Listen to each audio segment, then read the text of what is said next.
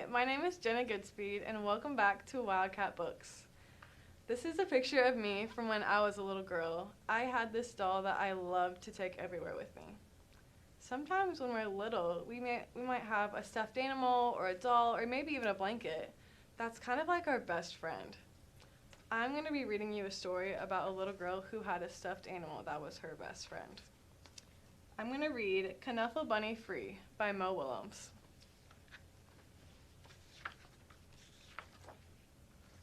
One day, not so long ago, Trixie took a big trip with her family. They were on their way to visit Trixie's Oma and Opa in Holland.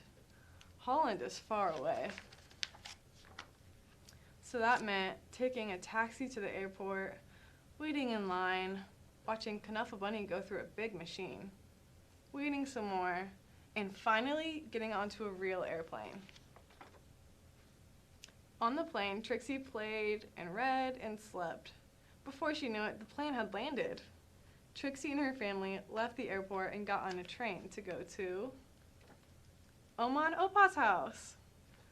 Oma and Opa were so happy to see Trixie. Soon, Oma and Trixie were drinking cold glasses of chocolate milk in the garden. Suddenly, Trixie realized something. Trixie didn't have to tell her daddy that Knuffle Bunny was gone. She didn't have to. Trixie's daddy called the airline and asked them to look for Knuffle Bunny on the airplane. But the plane had left for China. China is very far away. Trixie's mommy hugged her and asked her to be brave. Trixie's daddy told the story of when he was a little boy, and he said goodbye to his special Lammy. Oma gave Trixie another glass of chocolate milk and remarked on how big she was getting. Trixie understood. She was getting bigger, even if she wished she wasn't. The next morning, Trixie tried to enjoy going to the cafe, and the swings on the playground, and the carnival that was in town. And while the whole week was filled with fun things, like eating french fries on the street, visiting real windmills, and feeding the ducks, Trixie was still sad.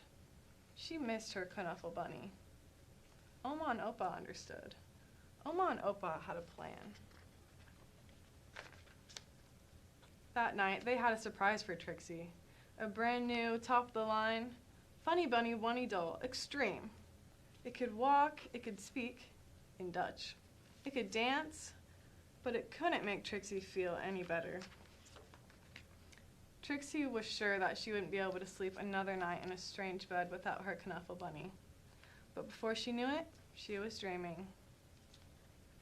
She dreamed of Knuffle Bunny and all the places he would visit.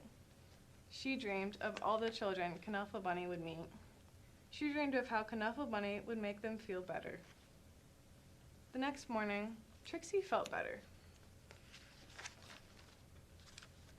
Trixie had a big breakfast. She played with Oma on the playground swings.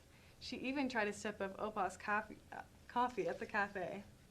It was a great day.